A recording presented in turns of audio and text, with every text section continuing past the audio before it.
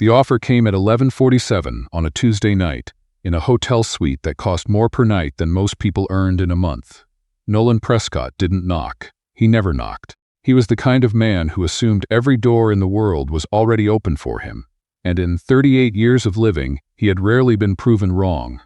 The woman who answered was not who he expected.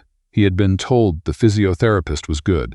His assistant Gwen had made the appointment 3 weeks in advance, because Nolan's right shoulder had been giving him trouble since the skiing accident in Whistler, and the team physician had recommended someone specific. Someone discreet. Someone who didn't ask too many questions and didn't post about her clients online. What Gwen had not mentioned was that the physiotherapist would be a woman who looked like she'd rather be anywhere else on earth than opening a door for him. Mr. Prescott. She said his name the way a schoolteacher might, acknowledging him without welcoming him. Come in. Her name was Tess Hargrove. She was maybe 29, 30 at the most. Dark hair pulled back in the kind of bun that suggested function over style. Pale green eyes that assessed him the way a mechanic might assess a car someone had driven very badly for a very long time. She was wearing scrubs the color of a winter sky. The suite had a portable treatment table set up near the window. A small speaker in the corner, playing something instrumental and unobtrusive, and 2 towels folded with the kind of precision that told him she'd been here for a while before he arrived. Shoulder? She said, already moving toward the table, pulling out a tablet to review his intake form. And neck. Left side. He set his jacket on the chair, a jacket that cost $11,000 and had been tailored in Milan, and began undoing his shirt buttons. I was told you're the best in the city. I'm good, she said simply. Lie face down. He paused. He wasn't used to being spoken to like that. Most people, when they were in a room with Nolan Prescott, either became very agreeable or very nervous. This woman had gone straight past both options to something that resembled professional indifference. He liked it, he decided. It was unusual enough to be interesting. He lay down. Her hands, when they found his shoulder, were precise and firm. She worked in silence for a few minutes, mapping out the tension in his trapezius and the stiffness along the base of his neck. And when she found the specific spot that made him exhale through his teeth, she simply noted it and moved on. How long has this been building? She asked. 3 months. You've been compensating with your left side. Your whole upper back is out of alignment. A pause. You should be seeing someone weekly, not once in an emergency. I don't have time for weekly. Right, she said in a tone that made it clear she had heard that before and found it unconvincing. 20 minutes in, Nolan found himself doing something he almost never did during waking hours, relaxing. There was something about the way she worked that bypassed his usual resistance. She didn't flatter him. She didn't make small talk about his company or his last quarter earnings or the profile in the financial post that his PR team had been very pleased about. She just worked. At some point, without planning to, he said, "Where are you from originally?" "Sault Ste. Marie," she said. "Long way from home." That was the point. He let that settle for a moment. "You don't like talking about yourself. I'm working right now." He smiled, which she couldn't see. Fair enough. By the time she had him sit up to work on the rotator cuff, something had shifted in him. Not the shoulder. That would take several more sessions. Something else. Something he couldn't quite name and didn't particularly examine. What he said next, he would later understand, was the beginning of everything going wrong, or right, depending on how you measured things. "I'd like to book you," he said, "exclusively, for the duration of my time in Vancouver, 6 weeks. She was writing notes on her tablet. "I have other clients. I'll compensate you accordingly. Whatever your current rate, I'll triple it. Exclusive access, flexible hours, full discretion." She looked up then. Really looked at him. Not the way people usually looked at him, with calculation or admiration or a careful attempt to seem casual. She looked at him the way someone looks at a piece of furniture they're trying to figure out whether to keep or donate. "No," she said. The word landed in the room like a stone in still water. Nolan Prescott blinked. "Excuse me? I don't do exclusive arrangements. I have a full client list and commitments I take seriously." She capped her pen. "I can offer you Thursday afternoons bi-weekly. That's what I have." He stared at her for a moment. Then, because he was a man who had built a real estate empire from a borrowed $100,000 and a very stubborn refusal to accept the first answer anyone gave him, he recalibrated. $200,000, he said. For the 6 weeks, cash transfer, whatever account you prefer, no contract, just your time and your discretion. The room was very quiet. Tess Hargrove set down her tablet on the treatment table. She turned to face him fully. There was no flush in her cheeks, no flicker of temptation in those pale green eyes. She just looked at him steadily, and when she spoke, her voice was exactly the same as it had been when she'd told him his neck was out of alignment. "I'm going to say something, Mr. Prescott, and I'd like you to hear it without reacting." He waited. "I'm a physiotherapist. That means I work with people's bodies in a clinical and professional context. Whatever you think you're offering me right now, I want you to be very clear about what you're actually asking." "I'm asking for your professional time," he said. "Are you?" It wasn't quite a question. He held her gaze. "Yes." She looked at him for another long moment. Then she picked her tablet back up. "Thursdays at 2, bi-weekly. I'll send you the booking confirmation tonight." She walked to the door and opened it. He left. In the elevator going down, Nolan stood with his hands in his pockets and stared at his own reflection in the mirrored doors and tried to identify the feeling sitting in his chest. It took him a full 48 hours to name it. Shame. He came back Thursday. He came back the Thursday after that. She was consistent in a way that he found, over time, almost disorienting. Every session she arrived exactly 5 minutes before the appointed time. She set up with the same careful efficiency. She worked without complimenting him or deferring to him or showing any particular awareness of who he was outside the context of a man with a badly neglected shoulder. She did ask questions, but only clinical ones. Where does it catch? Does the pain radiate? On a scale of 1 to 10? Can you raise your arm above your head without it pulling? But there were moments, small, incidental moments, where the professional surface slipped just slightly. Once, she was working on the back of his neck, and he said without thinking, "My mother had hands like yours." Working hands. She went still for just a half second, then kept going. "Was she a practitioner?" she asked. "No, she was a nurse. For 31 years. He paused. "She died 4 years ago. Lung cancer. She'd never smoked a day in her life." "I'm sorry," Tess said. And it was the simplest thing she'd said to him. But it sounded different from the condolences he'd received from business partners and board members and people who had sent flower arrangements to the funeral. It sounded like she meant it. Another time, he arrived early and found her in the hallway outside the suite, sitting on the floor against the wall, head tilted back, eyes closed. There were circles under her eyes that he hadn't noticed before. "Long day?" he said. She opened her eyes. "Long week."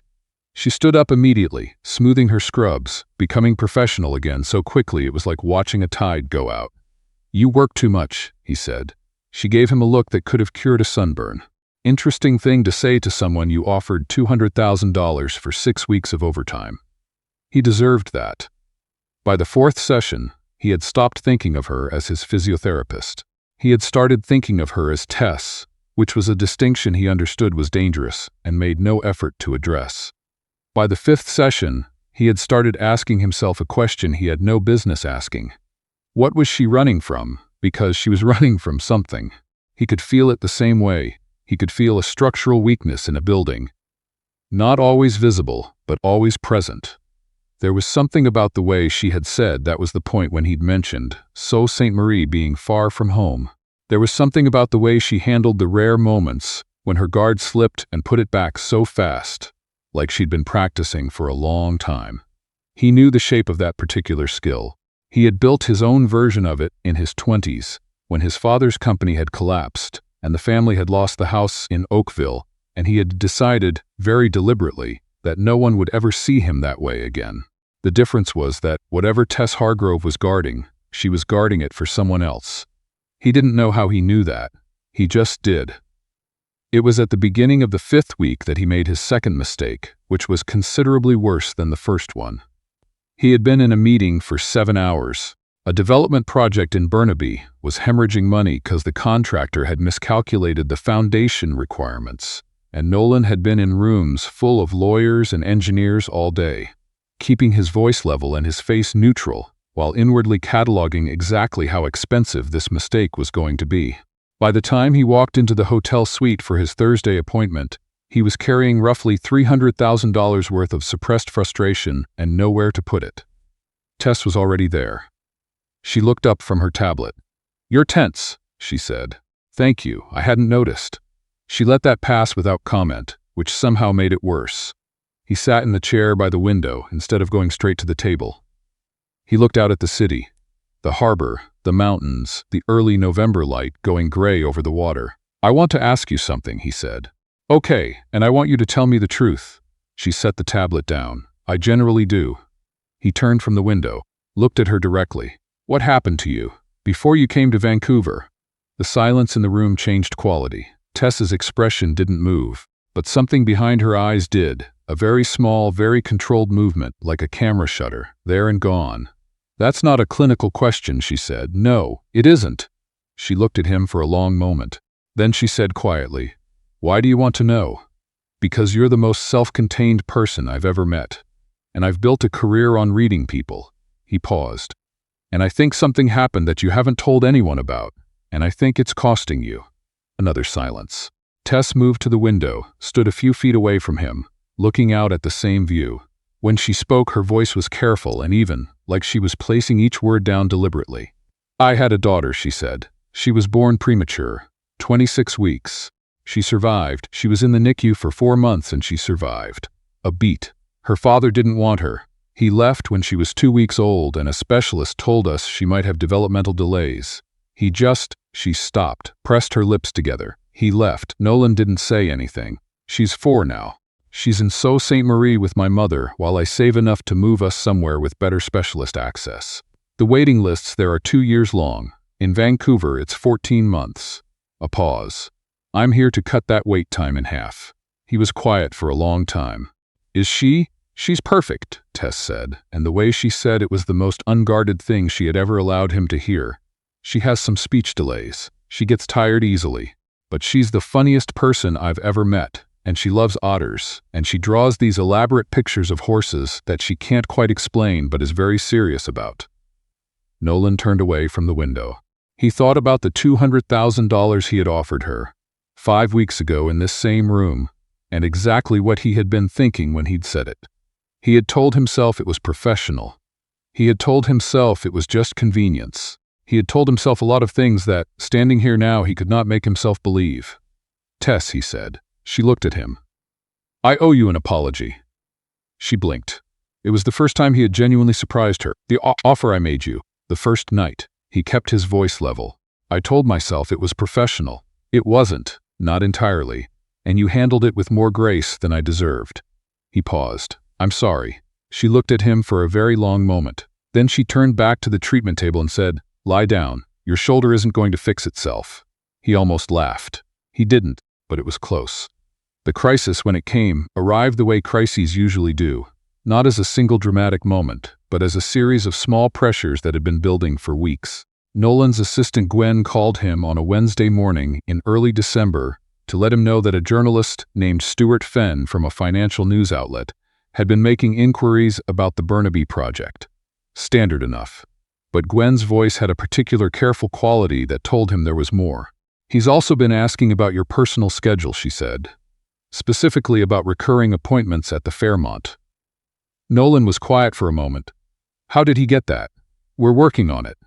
He hung up and sat with that for about 45 seconds before he called Tess. She answered on the second ring. I need you to know something, he said without preamble. Someone may have been watching my schedule. Your name might come up. A beat. What does that mean for me? Probably nothing. Possibly a journalist trying to build a story about the Burnaby project who thinks he can pressure me through. Peripherals. He paused. I want to manage it before it becomes a problem for you. Her voice was very quiet when she said, I need my client list to stay private, Nolan. It was the first time she had used his first name. He noticed. He was certain she noticed that he noticed. I know, he said. It will. He called 3 people in the next hour. By noon, the inquiry had been redirected. The source of the schedule leak had been identified. A hotel staff member with a grudge and a financial news tip line, and the situation had been contained. But something had changed. When Tess arrived for the Thursday session, she was quieter than usual. She worked methodically, efficiently, but the particular ease that had been building between them over the past weeks had pulled back. She was careful again, professional again, all the way back to the beginning. He understood it. He didn't push. But near the end of the session, as she was washing her hands at the bathroom sink, he said, "Are you pulling back?" Not a question. An observation. She dried her hands, turned around. "I'm being realistic. About what? About what this is." She folded the towel. "You're a client, Nolan. A client I like, which is already more than I'm supposed to say. But in 3 weeks this project ends and you go back to Toronto, and I stay here, and my daughter is in Sault Ste. Marie, and the only thing I actually have that is mine is my professional reputation." She set the towel down. "I can't afford to blur any of this." He should have let it go. He knew that. "I looked into the specialist wait lists in Toronto," he said. She went very still. "There's a developmental pediatrics team at Sick Kids that's been expanding their practice. New funding, new positions. The wait list is approximately 9 weeks. He paused. "And there's a very good school district near the Beaches neighborhood that has a strong support program for speech delays." The room was entirely silent. "I'm not telling you this as a—" he started. "Don't," she said. Her voice was low and precise and very steady. "Tess, don't make this something you're offering me." She looked at him directly, and he could see, for the first time, how much she was holding. The weight of 4 years of doing this alone, the weight of a city 4,000 kilometers from her daughter, the weight of keeping everything in its place so nothing would fall apart. "Because I can't tell if you're being genuinely kind, or if you're just better at this than you were 5 weeks ago." He opened his mouth, and then he stopped, because it was the right question. It was exactly the right question, and he didn't know if he had a clean answer, and he respected her too much to give her an answer he wasn't sure of. He said, "I don't know." She blinked. "I don't know yet," he said. "I know that I looked it up because I wanted to. I know that it had nothing to do with anything except that you told me about a 4-year-old who draws horses she can't explain, and I couldn't stop thinking about her." He paused. "But I also know that I've spent 38 years using resources to solve problems because it's easier than figuring out what I actually feel, and I'm not going to do that to you." She was quiet for a long time. "Her name is Blythe," Tess said finally. "My daughter." A pause that held a great deal. "She told my mother last week that her favorite animal is a river otter because they hold hands when they sleep so they don't float away from each other." Nolan didn't say anything. But something in him, very quietly, came undone. He extended his stay in Vancouver for 2 weeks. He told Gwen it was because of the Burnaby Project resolution, which was partially true. Gwen did not ask follow-up questions, because Gwen was excellent at her job. He and Tess did not have any dramatic declarations. They did not, in those 2 weeks, do anything that a reasonable observer would characterize as romantic. They had 2 more sessions.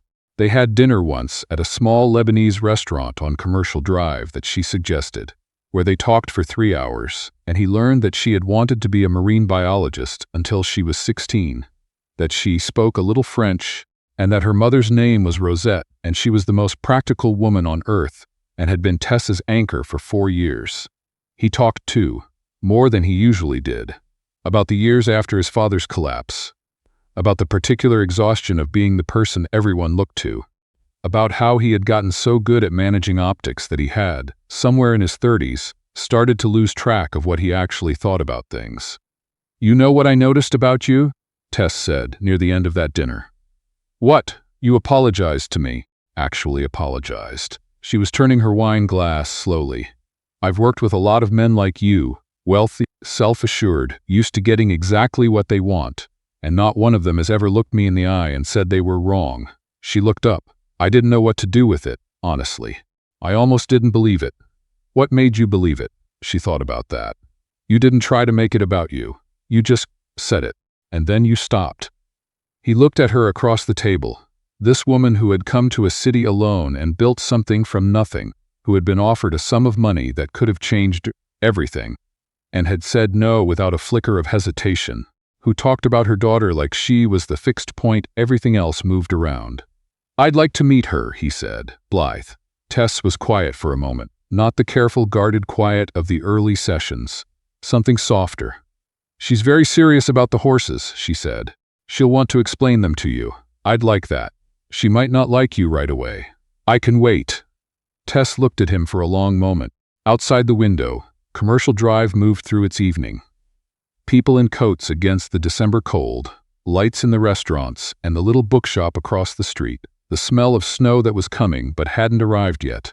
"She has this habit," Tess said slowly, like she was deciding to say it as she said it. "When she meets someone new, she asks them one question, completely serious. Whatever she's been thinking about that day, she asks them." A pause. "Last week she asked my mother's neighbor what he thought clouds were made of when they were alone." Nolan considered this. "What did he say?" "He said water vapor and ice crystals." Tess's mouth curved, just slightly. She told him that was a boring answer, and he should have said frozen wishes. He was quiet for a moment. Then he said, "I think I'm going to like her." Tess's smile, when it arrived, fully, without reservation for the first time, was not the kind of thing he would find easy to describe to anyone. It simply changed the room. It changed what the room felt like to be in. "Don't get ahead of yourself," she said. "She's 4. She's the one who decides if she likes you." "I know," he said. "That's what I'm hoping for." He flew to Toronto on a Thursday in January. On the Friday, his assistant Gwen began the process of identifying the right contacts at sick kids. Not on his instruction, he had mentioned it once, carefully, and left the rest to her judgment. Gwen was discreet and thorough, and she understood, without being told, the difference between Nolan Prescott acquiring a resource and Nolan Prescott trying to do something right. 3 weeks later, Tess's phone rang. She was between clients, sitting in her car in a parkade off Burrard Street, eating a sandwich she'd bought at the deli on the corner. When she saw the number, she didn't recognize it. A Toronto area code, an office number. The woman on the other end introduced herself as an intake coordinator at the hospital for sick children. She said that a referral had come through from Blythe's current specialist in Sault Ste. Marie. She said there was an opening in the developmental pediatrics program. She said the wait time from referral to first appointment was currently 6 weeks. Tess sat in her car in the parkade for a very long time after she hung up. Then she called Nolan. He answered on the second ring, which she had noticed he always did. "Did you do this?" she said. A pause. "I made one call. To give Blythe's file the visibility it deserved. Everything after that was the medical team's decision." Another pause. "I want to be clear about that." She pressed her hand against her mouth for a moment. "Tess, I'm here. You're not in debt to me for this," he said. "It's not a transaction. I need you to know that." She looked out through the windshield at the concrete columns of the parkade, at the small rectangle of gray January sky visible at the far end. "I know," she said, and she found to her own surprise that she did. "How are you feeling?" he asked. She thought about Blythe in her mother's kitchen in Sault Ste. Marie, drawing horses at the table with the kind of total concentration that meant she was onto something important. She thought about river otters holding hands so they don't float away. She thought about the 9 months she'd been in Vancouver, saving money and keeping everything very contained and professional and manageable, and how the most disruptive thing that had happened to her wasn't the loneliness or the work or even the cost of it. It was a man who had offered her $200,000 and then apologized for it. "I'm thinking about moving to Toronto," she said. The pause on the other end was very still. "For Blythe," she added. "Of course," he said, careful, giving nothing pressure. Being, she thought, better at this than he had been 5 weeks ago. Better at leaving space. "And," she said, "possibly for other reasons that I haven't figured out yet." He was quiet. "I haven't figured out how to say them yet," she added. "But I think you know what they are." "I think I do," he said. His voice was different, lower, quieter, stripped of the particular professional ease he used in most of the world. "I think I've known for a while." Outside, snow had started to fall on Burrard Street, the first real snow of the year. "She's going to ask you something," Tess said, "when you meet her. Something she's been thinking about that day. You should know that going in." "What do I do if I don't know the answer?" "You tell her the true one," Tess said. "Whatever it is. She always knows if you're making something up." He was quiet for a moment. "Then I'll tell her the truth," he said. "That's what I'm going to do from now on." She believed him. That was the part, she thought, that she hadn't expected. Not the hospital call, not the dinner on Commercial Drive, not even the apology in the hotel suite 5 weeks into knowing each other. It was this, that when Nolan Prescott told her something, she found herself, without quite deciding to, believing it. She had spent 4 years becoming very careful about that. She pressed her thumb to the end of the call, set the phone down on the passenger seat, and finished her sandwich in the quiet of the parkade while the snow kept falling outside. And for the first time in a long time, what she felt, sitting there, in her winter coat with a deli sandwich and a Toronto phone number in her recent calls, was not the particular controlled calm of someone keeping everything together. It was something lighter, something that hadn't floated away.